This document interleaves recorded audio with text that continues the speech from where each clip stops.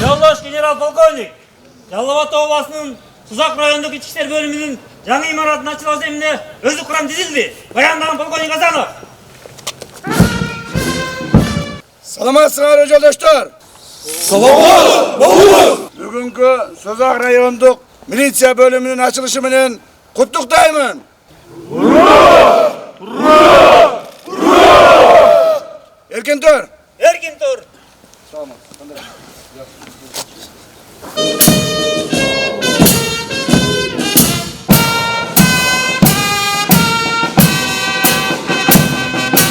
Мына биз адаттагыдай эле бүгүн мамлекетибиздин коопсуздук маселесиндеги жаңы имаратыбызды ачып атабыз. Bunday имараттар биздин мамлекетибиздин бардык булуңгучларында ачылып атат. Бул жагы Нарын, Талас, Баткен, Ош, Жалал Абад бардык жерлерде милиция кызматкерлеринин имараттары ачылып жатат. Бул райондук, облустук бөлүмдөр, башкармалыктар ачылып атат. Мунун бардыгы ушул мамлекетибиз тарабынан мамлекетибиздин жетекчиси, Кыргыз Республикасынын куралдуу күчтөрүнүн башкы кол башчысы, мамлекетибиздин президенти урматтуу Садыр Нуркожоевичтин ар бирибиздин алдыбызга койгон тапшырмасы негизинде аткарылып жатат.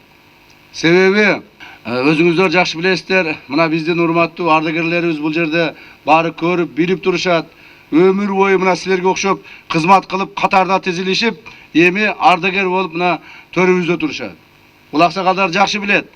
Биздин ушул милиция кызматкерлеринин ушул күнгө чейинки имараттарынын акыбалын, материалдык техникалык базасын жакшы билишет.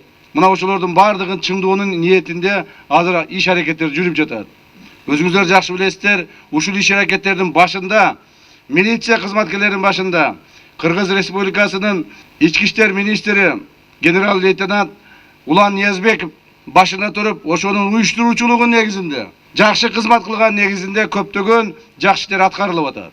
Эми бул бир эле милиция жаатында эмес, мамлекеттик негизги органдардын да жүрүп жатат.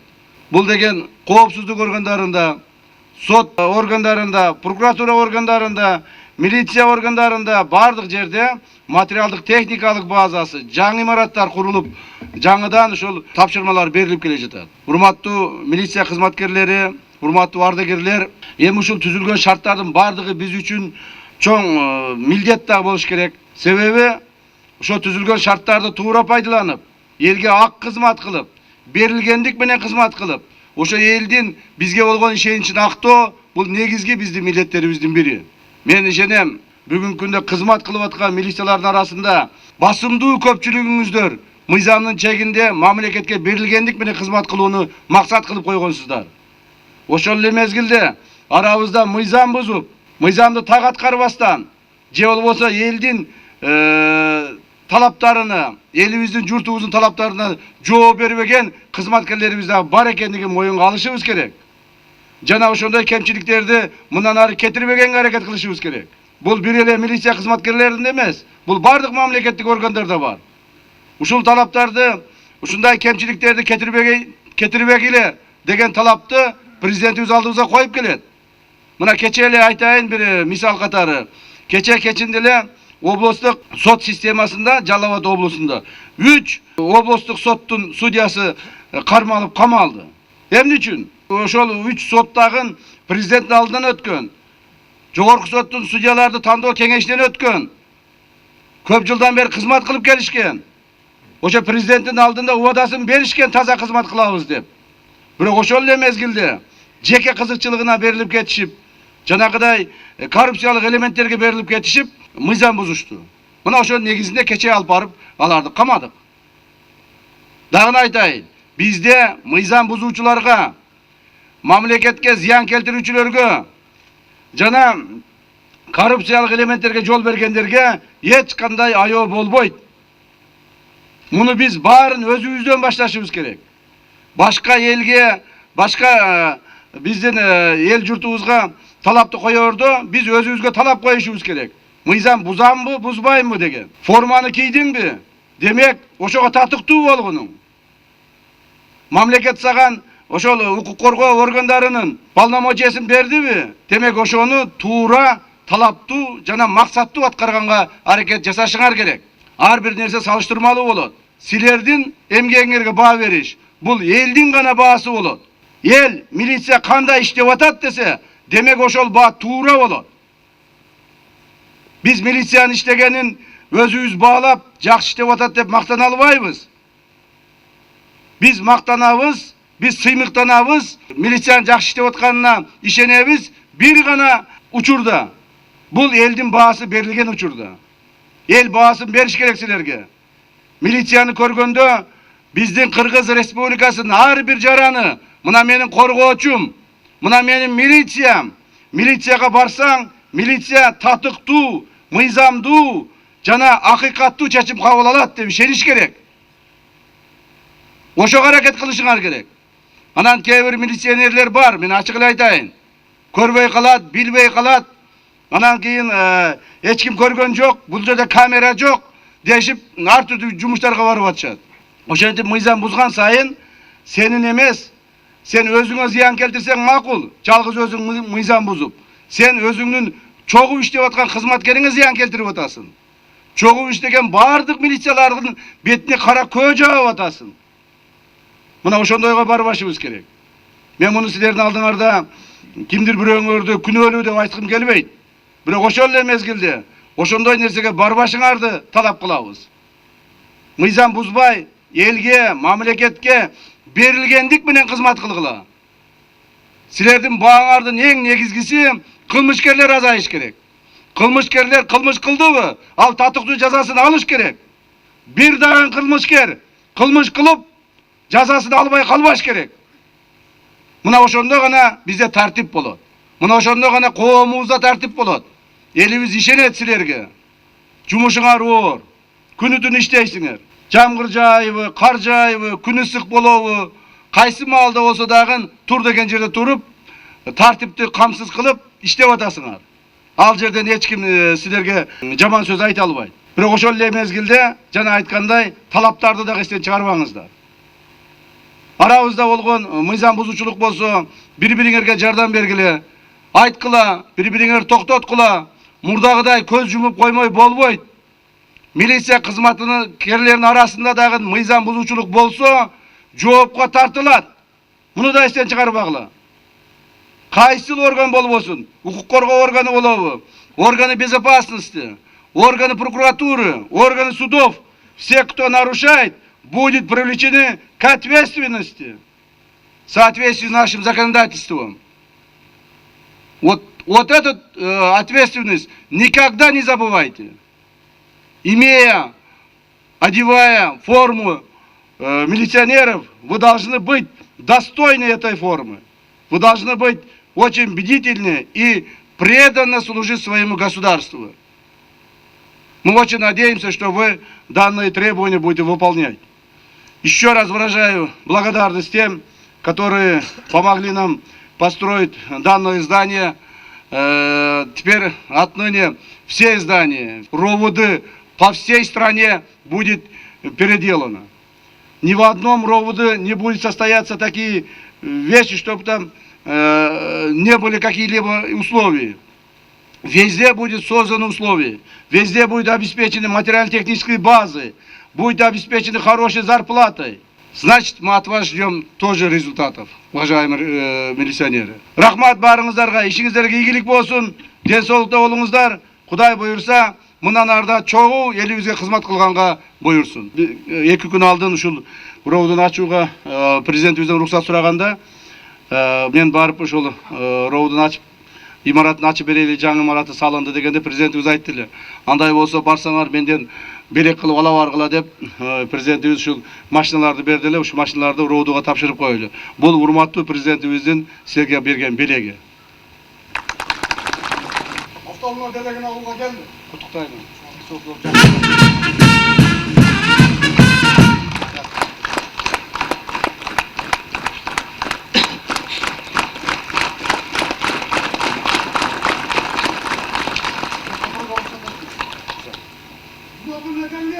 Мындай шарт менен биз элибиз үчүн күнү түнү ак тилибизден кызмат өтөөгө даярбыз. Кемчиликтер бар, анын бардыгын тең оңдоп атабыз. арабызда жаңағы уят кылган кызматкерлерибиз бар. Кудай буйрса алар дагы тазалап, мына министрибизди калпты көзөмөлгө алып атат. Кудай буйрса уят кылбайбыз, мамлекеттин бекемдиги үчүн ак тилибизден кызмат кылабыз деп иштендирип кетем. Рахмат сиздерге. Анан сыйлыгыбыз бар эле ушул кызмат кылган, ушул стройка кылгандарды тапшырып койсок.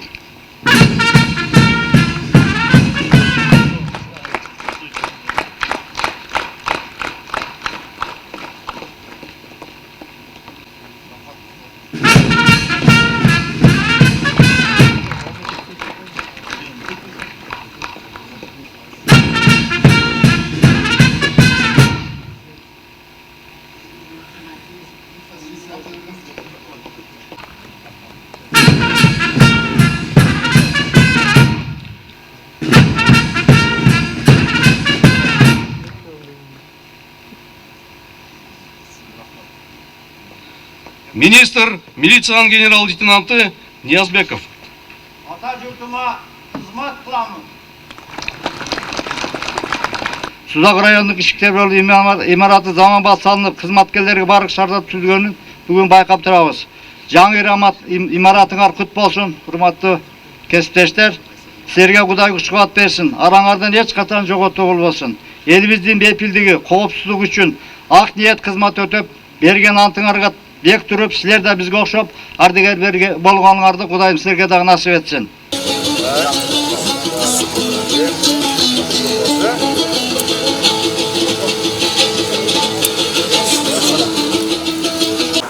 Sağ olasın. Arkadaşlar.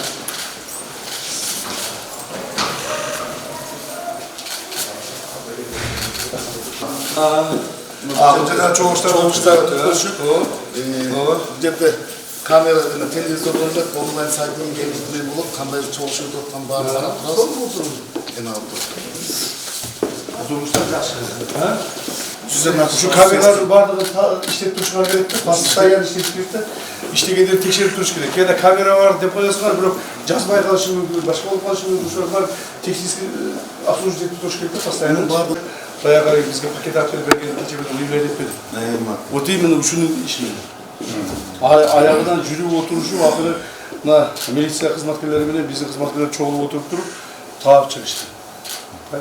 Ар бир баскан жерине чейин отурган жерде ар минутуна чейин карап туруп чыгышты да.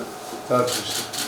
Birebir karmaysın abi orada. Bana vakti bu administratifliğe karma emitet. Hadi açtık. Kabinetler fazla. Ataprenye kandı, ataprenye var. Ataprenye hazırlık içinde iki katyonu var. Allah zaten dişini ettik demedim de ısıp ettik de turulduğundan bol koşu falan. Ataprenye var ya geldi. Çıkıyor geldi. Bu içine Allah.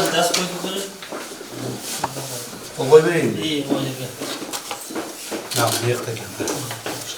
Bismillahirrahmanirrahim.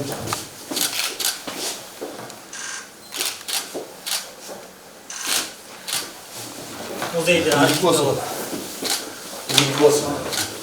Bardağını götürüp şunu salıp bize kaçır. Bardağını. Yemina teknikalar bağlı veriyoruz.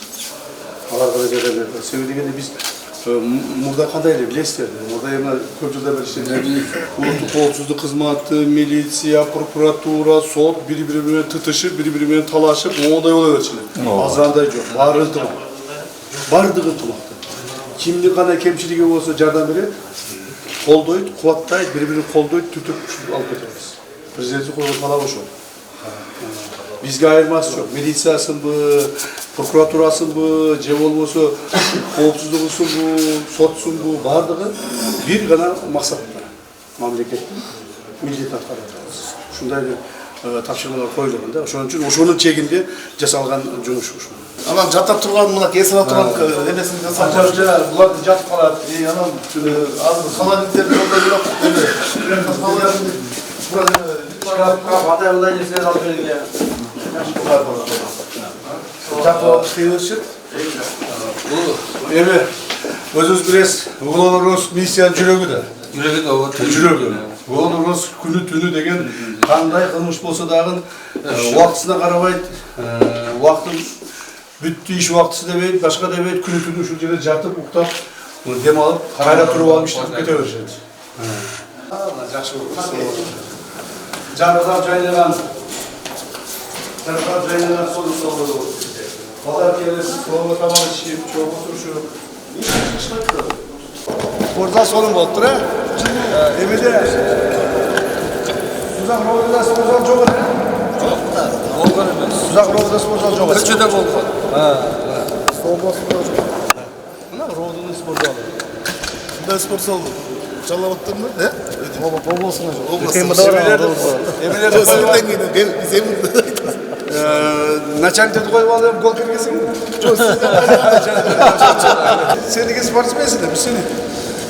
Bu kara çarşaf.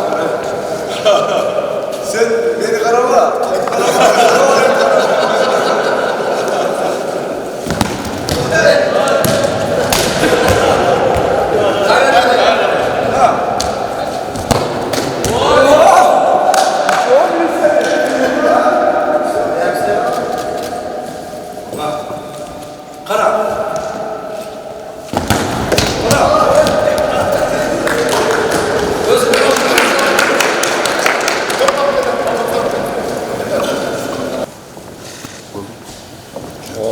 Maki. Şunday bir saat, kamşa dışarıştırma. Balдар жақсылап түрен қылдырғыла. Милиция балдарымыз шұрқап, шұрқап, ойнап, ысықта, суықта, шұның ішінде болсын. Rahatsızsın. Bayram Vurgunlar olup temperatürünü kontrolde duruşan bölümdedir.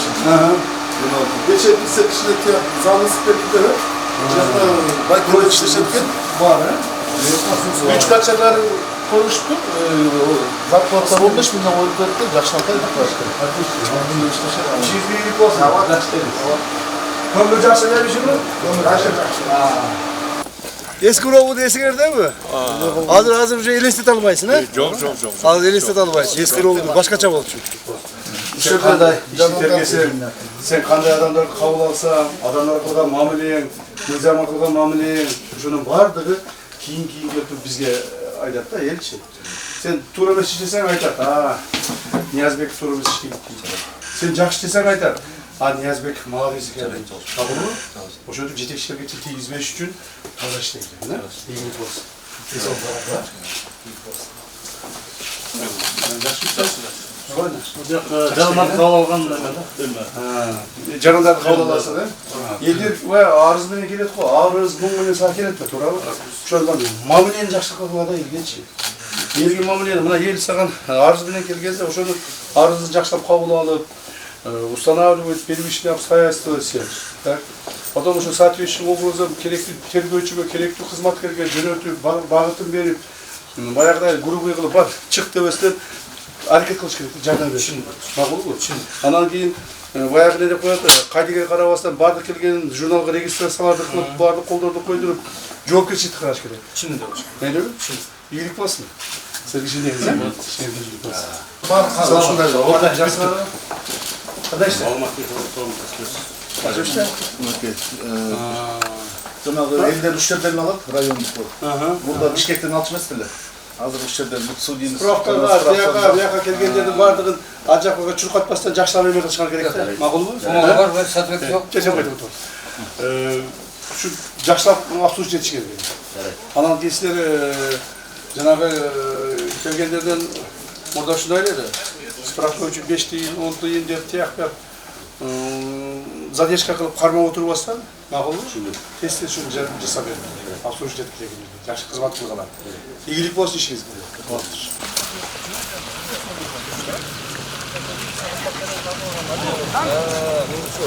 Ондай қылып, бұл жерге жақсы милиция қызметкерінің бір ардагерді, бір жақсы ана атын қойып қойған. Қандай сол екен? Мұндай жерді қылыш өте қиын бе? Милиция орнының алдында. Бұл қайсы парк? Бұл милицияның паркі. Милицияның аллеясы. Başka жақтарға да осындай үлгі қылыш керек. Başka жақтарға ақырын милициялар жүретін бұл жаққа.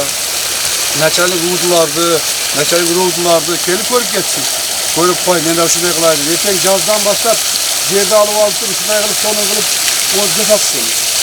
Ова парламентте хакимге рахмат, жер бөлүп берип, мынакей барып Бюджеттен жасалды. Бұл деген эме да. Бұл деген аким militsiya, bardığımız birimiz. Bir adam oluşu gerekir. Memleketin adamı. Bravo. Memleketke jürek menen berilgendikine hizmet kılış gerek. Har daim. Hani söz menen emes, 15 milyon dakar etiş gerek. Ben ayıp otlarım kança kıtır sayısat.